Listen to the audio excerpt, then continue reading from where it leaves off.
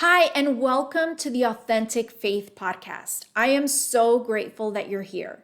Maybe you've been listening along this whole time, or maybe you're new. But either way, I'm going to ask that you subscribe to this YouTube channel or to this podcast app so that you can follow along and increase the chances of someone else listening in and being inspired and encouraged. So please go subscribe, like, share, follow, whatever it is on the app that you're listening to this on, but also share it. If you get to the end and this has blessed you or you know someone who needs to hear this, then please share it. We are on episode 4 of season 2 of My Story. My story this season has been focused on exactly that, my story. My journey through an abusive relationship, and now we're going to kind of morph into how I got out of it and the healing I've gone through. My name is Andrea John. I'm a wife, a mom, a daughter of God. I love to write, so I consider myself an author. I work full-time as a project manager and a program manager. I'm very analytical in my thinking. I absolutely love to learn, but I'm also very prophetic. So there's a lot of facets to the things that I love and enjoy, which is why sometimes on this podcast, you're going to find us a little bit all over the place because it's authentic faith.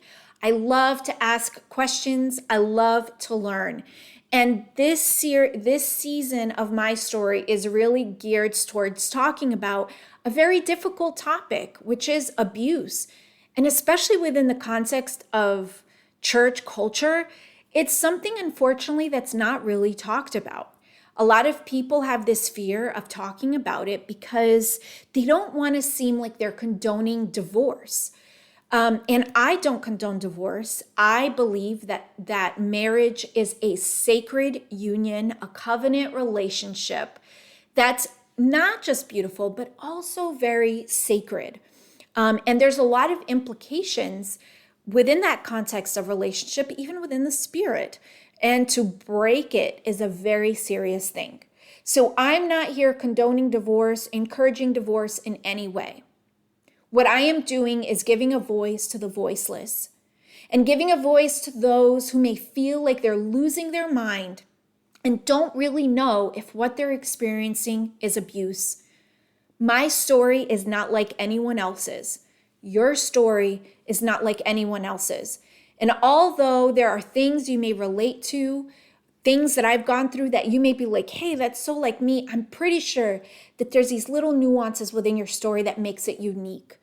I'm only here to paint a picture, but the details of that picture, the perception of that picture is really up to you. So I'm here to shed light on the abuse that happens within Christian relationships that is often allowed and encouraged and looked over. But I do not tolerate abuse of any kind. Anyone who knows me knows that I am extremely anti-bullying. Any form of control or manipulation just sets me off. I do not like bullying in any form or fashion. And within the context of marriage, it is something that I experienced for 12 years and have no tolerance for. And I say that very confidently and without any hesitation on being so absolute. I have no tolerance for abuse of any kind. I have no tolerance for bullying of any kind, and I have no tolerance for control and manipulation of people of any kind. So with that being said, I have shared my story over the last 3 episodes, and I didn't share a podcast episode in the last couple weeks because I was in this place of, I felt like I got out of it what I needed to for my own personal healing. And I know that it had impact on the people who did listen to it because, some of you are just amazing and you guys are so supportive and listen all the time, and you're also sharing the content.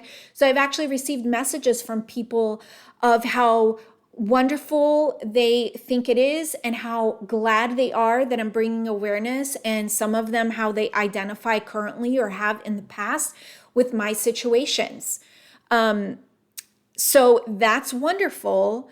But I'm one of those people who is always looking for the solution. And I may have a little bit of a pity party, but I quickly get over it and I move on, and I'm looking for, how do we fix this? How do we make this better? How do we move forward?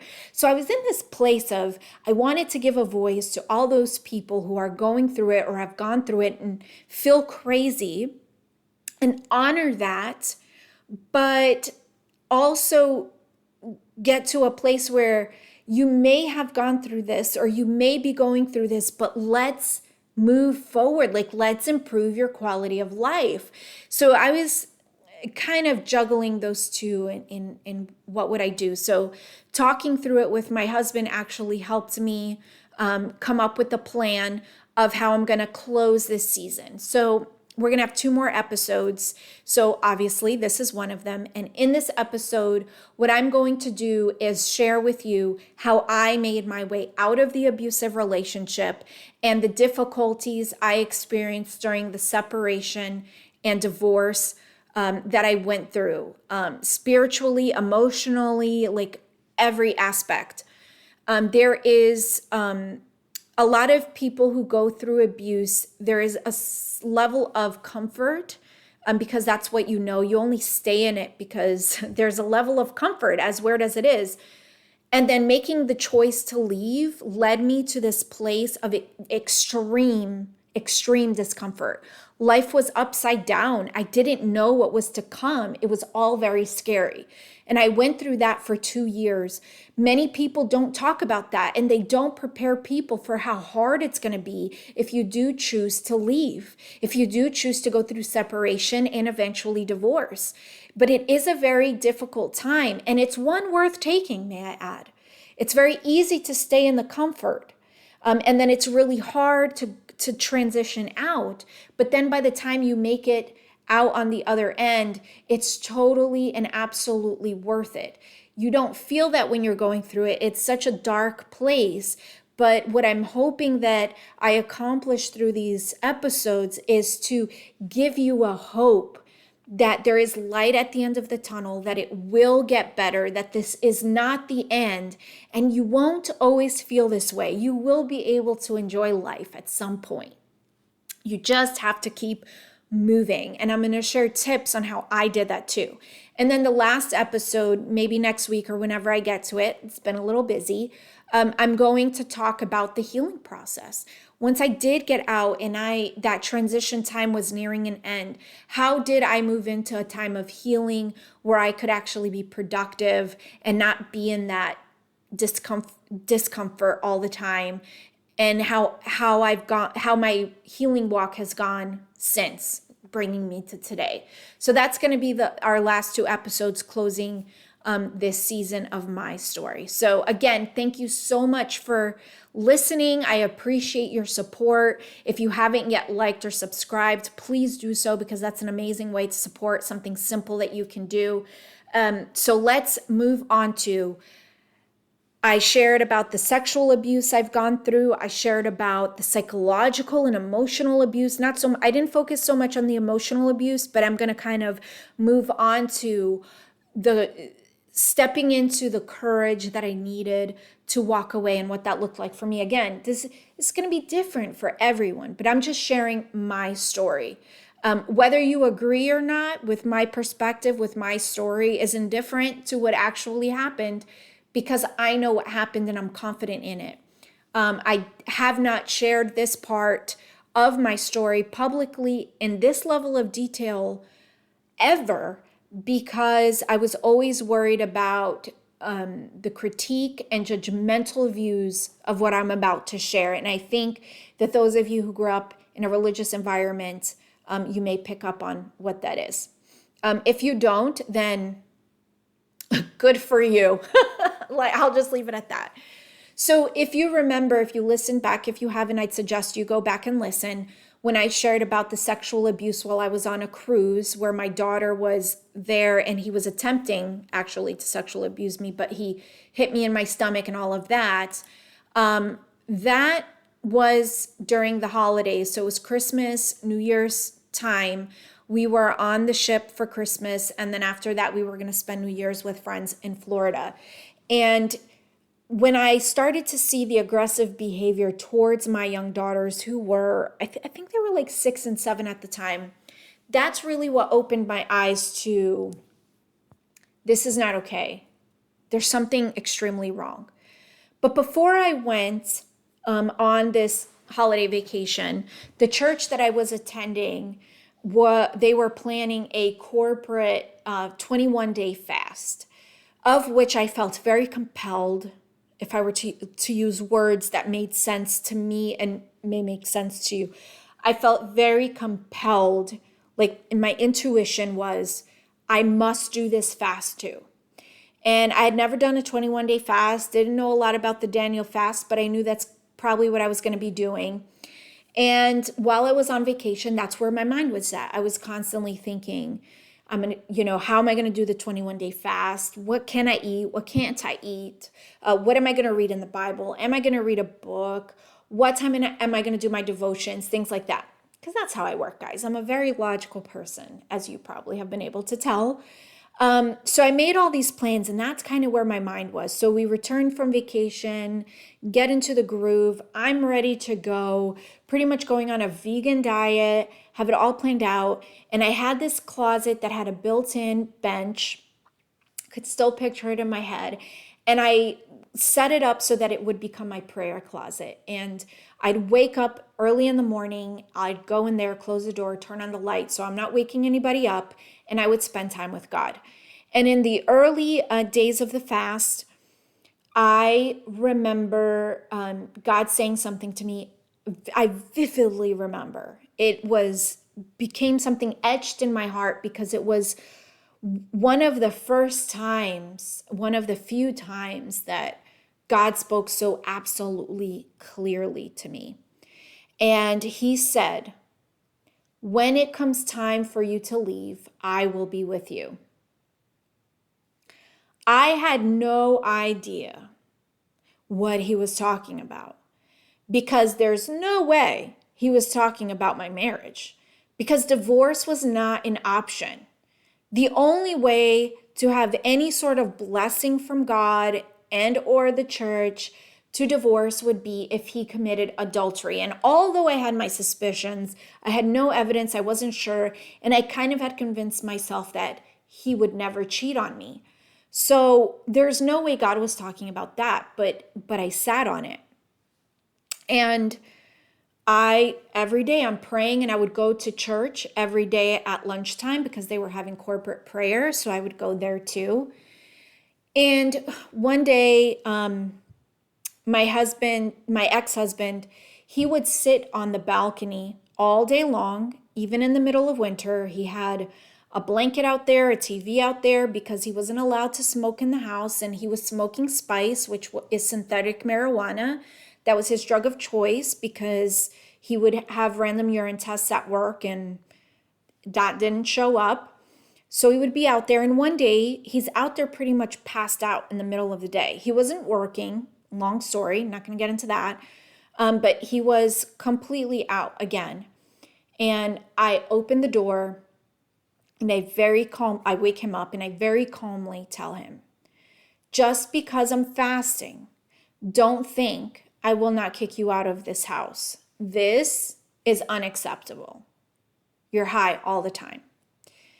And I was just so confused. Like I was hearing God. I was spending time with God. My home life was one that was so confusing to me. And I knew something was off. So thankfully, the church I was attending, they have a whole counseling office. And they have people who are going to school for therapy, psychology, and all this stuff. And they can intern at the church to get experience. But it was free to anyone who wanted it. So I called and I made an appointment. And while I was in that session, I was sharing with her kind of my doubts, my thoughts, pretty much why I made an appointment. And then I told her about what I heard God say to me. And she said, the words God uses are very important and they're very intentional. So can you tell me what God said to you again? And I said, when it comes time for you to leave, I'll be with you. And she said, you're saying when? Did he say when or did he say if? And I said, no, he said when. Like the words he spoke were so massively ingrained, like put into my heart.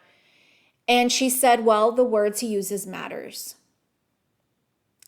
So something clicked and I was like, when, if, oh yeah, if, that's one thing, when is another thing. But then I went off into this, mentally with thoughts, this doesn't make sense because God's not okay with divorce. Like, I don't know that he's cheated.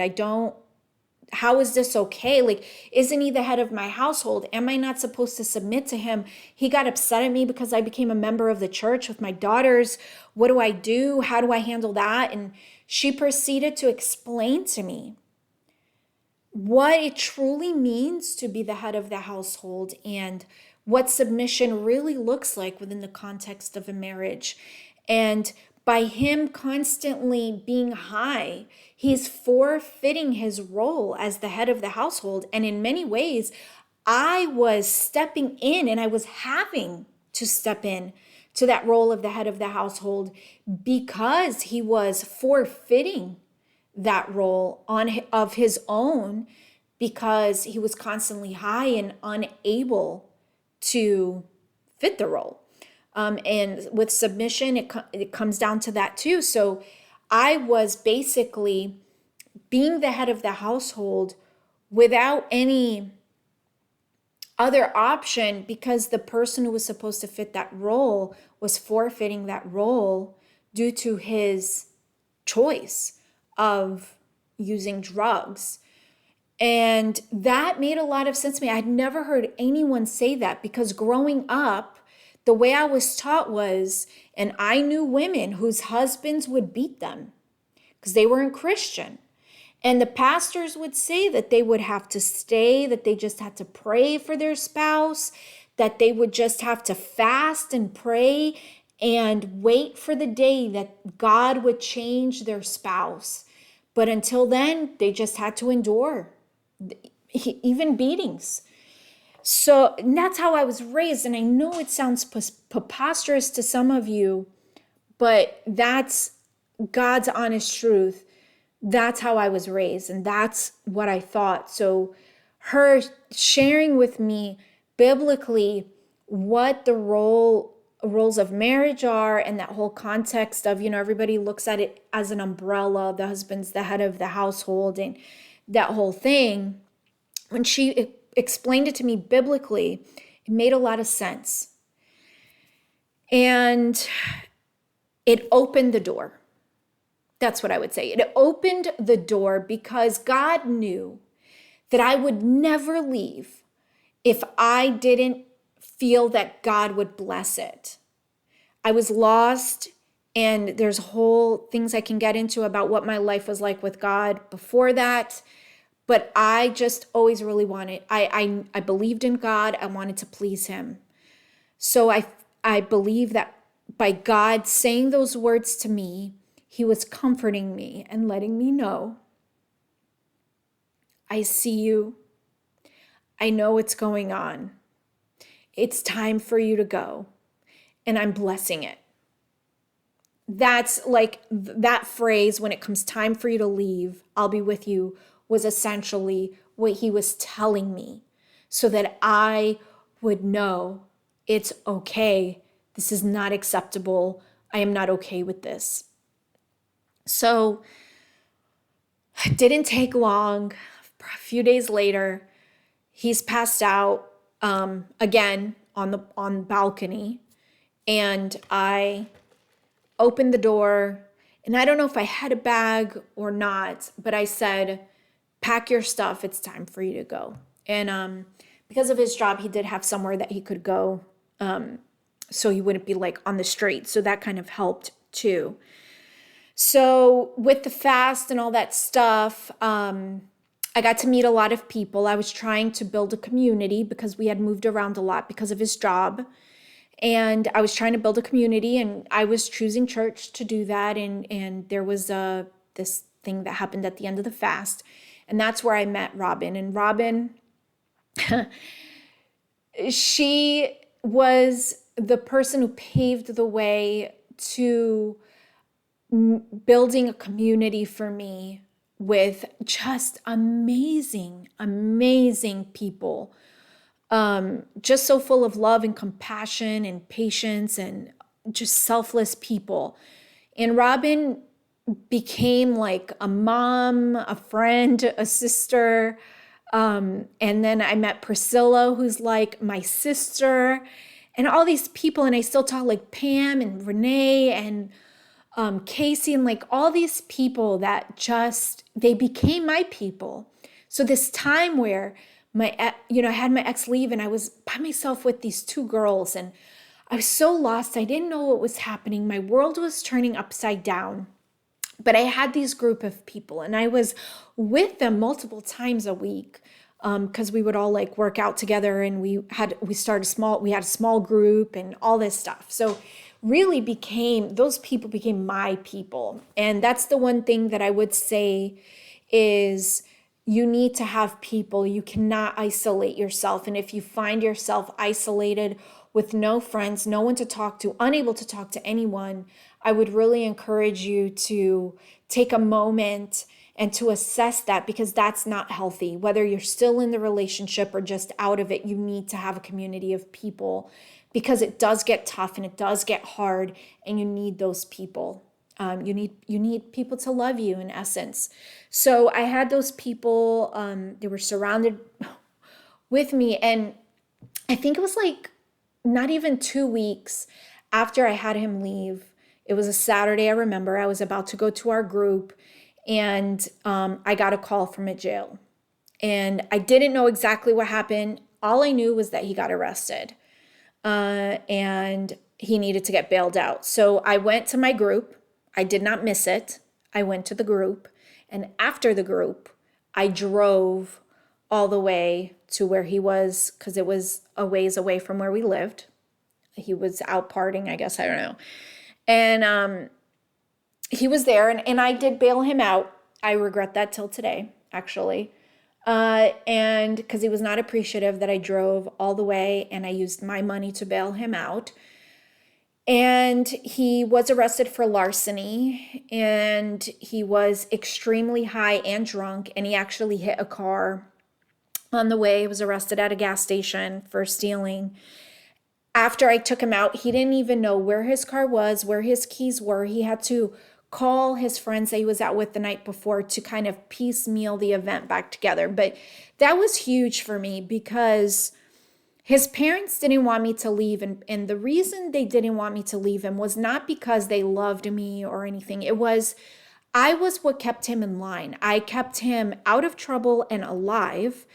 So, because I was such a rule follower, and he would kind of toe the line because of me. So me leaving the picture was a huge risk. And obviously not far into our separation, he gets arrested, right? So that was a big deal. And then, so that was kind of eye-opening. It was almost like, I didn't realize it at the time, but God was, after I heard what he said, and I started to have some autonomy and self-control and take the reins back to my life, he started to unravel and reveal things that were in secret for a long time. That was the first one, where it was like, he's up to no good. He's driving high and drunk all the time. Like it's finally caught up to him. And then in March, and again, this is my opinion.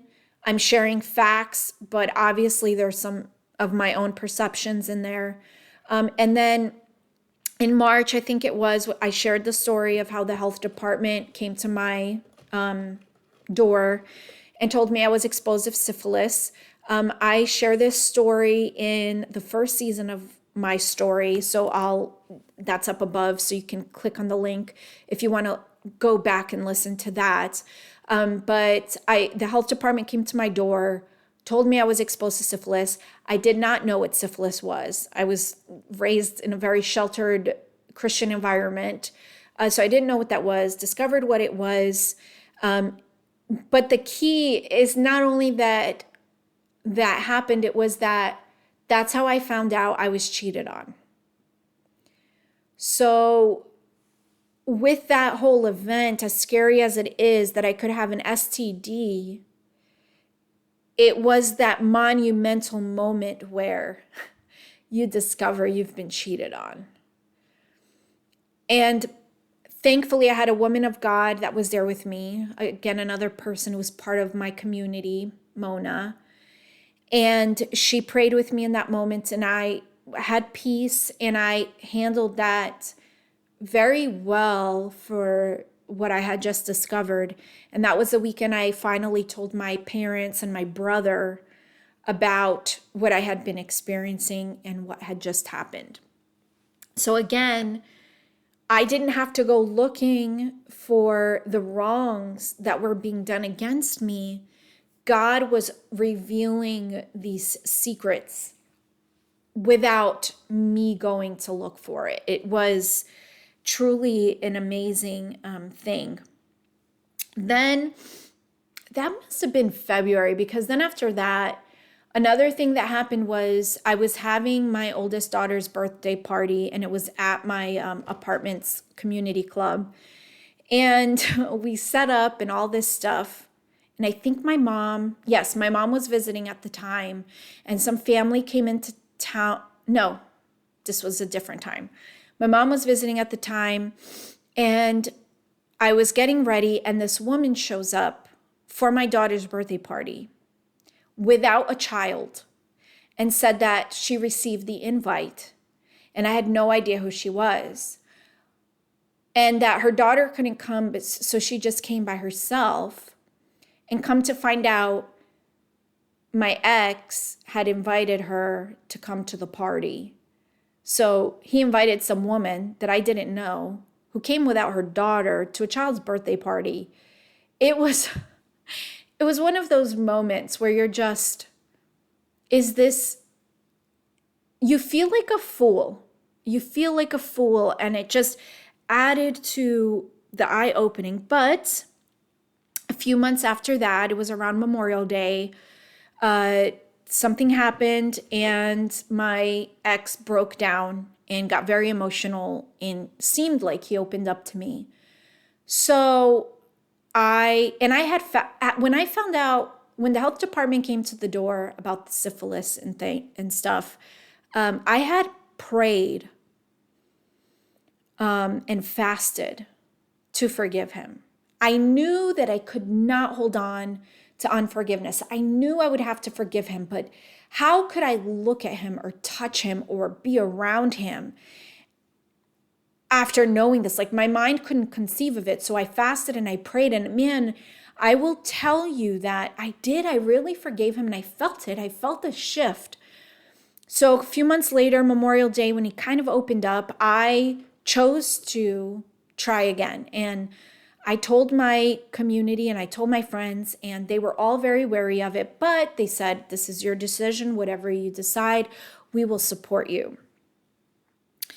My birthday, July 29th, we were going to go somewhere, but before I got in my car to do something, and I saw the wrapper that he would use to smoke, make blunts out of. And I didn't know if it was old or if it was new. So when I got home, I very calmly, actually I remember it very well because of the impact it had, asked him, I found this, is it new or is it old? Because it could have been old from like before. Supposedly he was sober. His reaction really took me back, and with a bit of a assertive, harsh tone, he said, I don't owe you any explanations. I don't have to tell you anything. And in that moment, I knew he's using again. So I said, this is the last birthday you're ruining. It's over. I can't keep doing this. It was like that cycle over and over again. And I made that decision that day on my birthday that it was over. In my heart, in my spirit, I severed everything. And that was the moment where I knew it was over. I made that choice. But what proceeded after that was hard. It was not easy. The connection in the spirit was broken, and I felt it. I went through about a month of what I would call depression. Went to the doctor. He told me it wasn't depression, it was anxiety.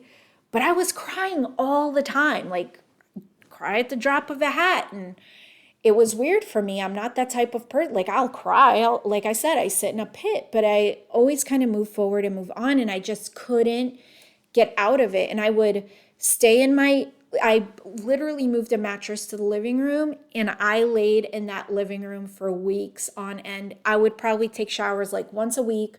All I would do is go and take the girls to the bus stop, bring them back, pick them up at the bus stop. And I would work because I worked from home as much as I possibly could from my bed. And I went to the doctor and they gave me medication and set me up with a therapist. So I started to go there, but I was very nervous about taking the medication. I had never felt anything like this before. And then I went down to visit some friends in Florida and had the time of my life. I laughed so much that weekend. We played charades and things like that. It was nothing, out of the ordinary, but it was just so good for my soul. And I laughed so much, and it broke me out of that depression, and I wound up not ever taking the medication. And then over time, I started to get my mind around, okay, I'm going to get divorced. So one of the things that I didn't mention is when I had him leave the house, in North Carolina, you must be physically separated from your spouse for a year before you can even go get a divorce. So I couldn't even go get a divorce if I wanted to. I had to wait till the anniversary of when I had him leave the house. And when I did around Memorial Day reconcile, I didn't have him come back to the house. He wasn't at the house. He was still living where he was. I was just trying to rebuild that relationship with him, which obviously never went far. So after I had that weekend in Florida with friends, that was very good for the soul. Laughter truly is good for the soul. I started to mentally prepare myself for divorce, and I started to make plans of how am I going to be financially independent? What would that look like? What do I need to do? I'm going to have to get a lawyer. My parents helped me with that, financially speaking, because it is very expensive to go through a divorce if you get a lawyer. And so I was ready. I was ready to do it, and I was going to go to New Jersey for work. And when I did that, I was going to be getting my own health insurance. So that was kind of like a monumental, it was a work trip, but I was also preparing myself for the divorce. And I had prayed and I asked God, is this really what you want? Like, am I making the right choice? I still was very concerned about God's approval of this whole situation. And the day I came back from New Jersey from that trip, I had signed up for my health insurance. I was all ready to go to be this independent single mom.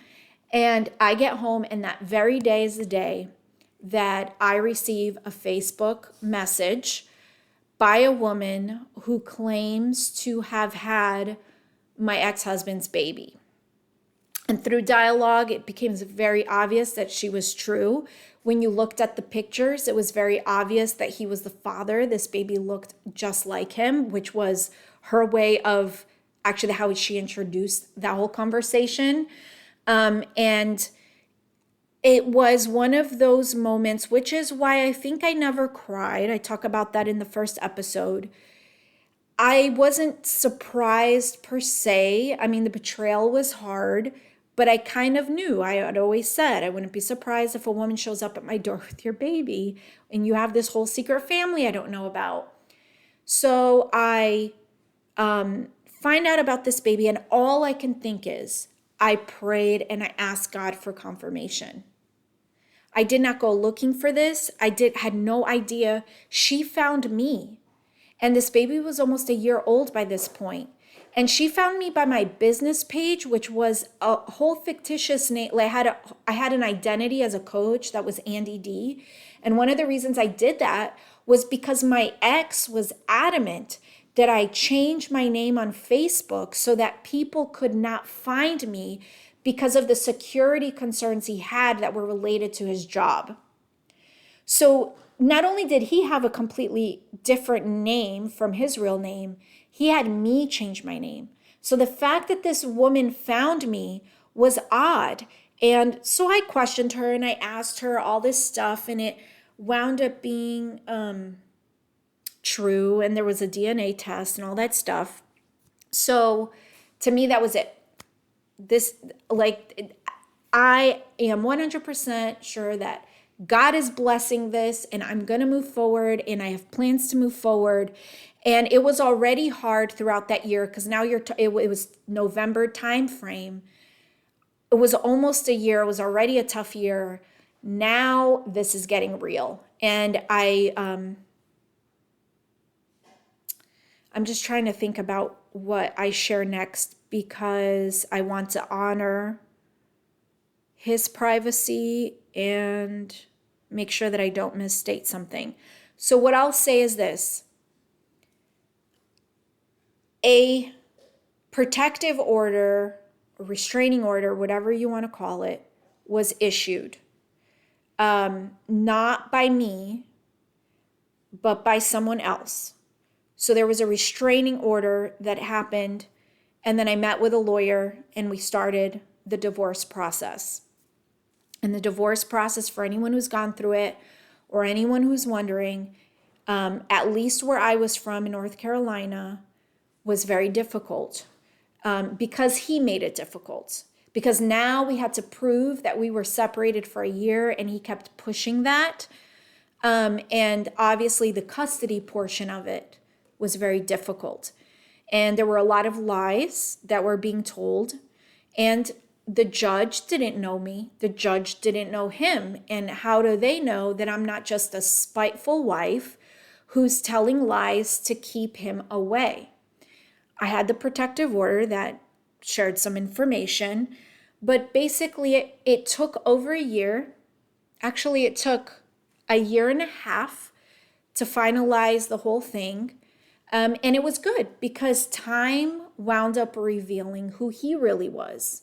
And in many ways, who I was, to the point where the final judgment resulted in almost a 20-page order, custody order, and there's a divorce order as well. But the custody order is a very detailed account of all of the stuff that I endured.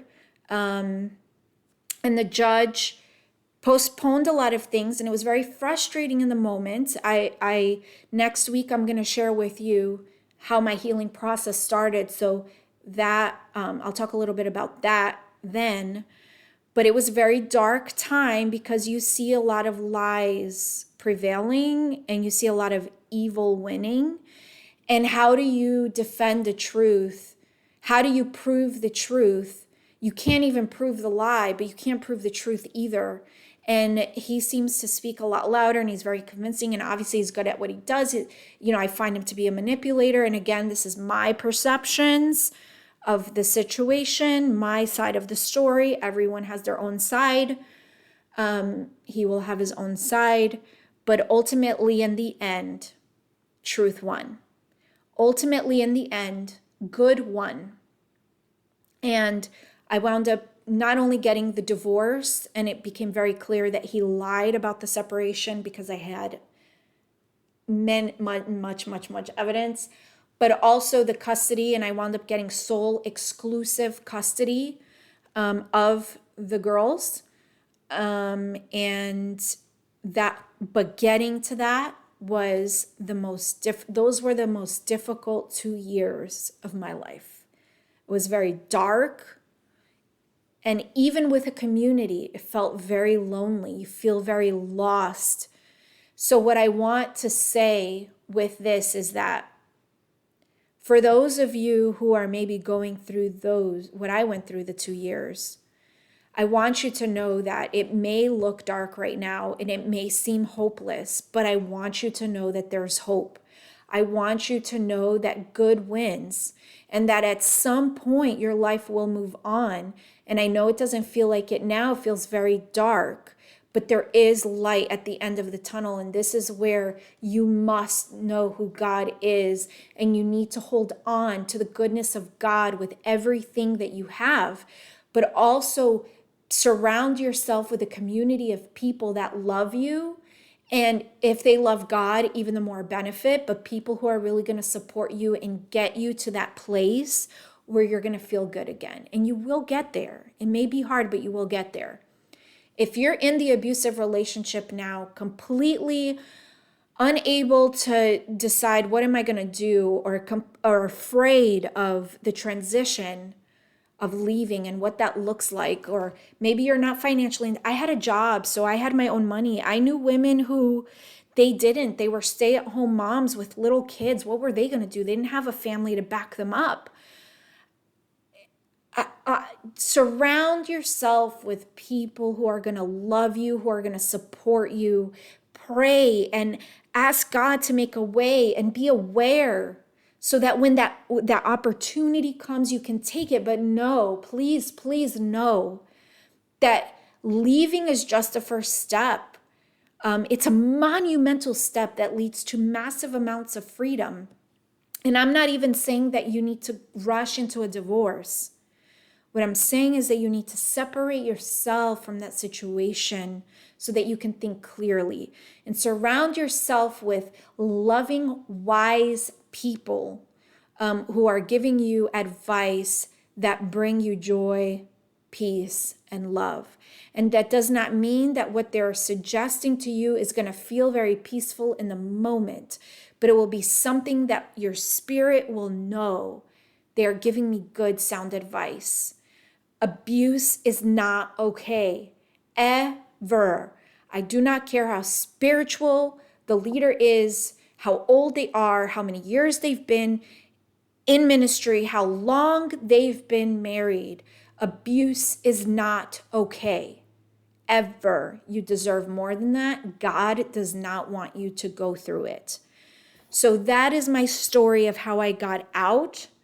It was totally God that carried me through.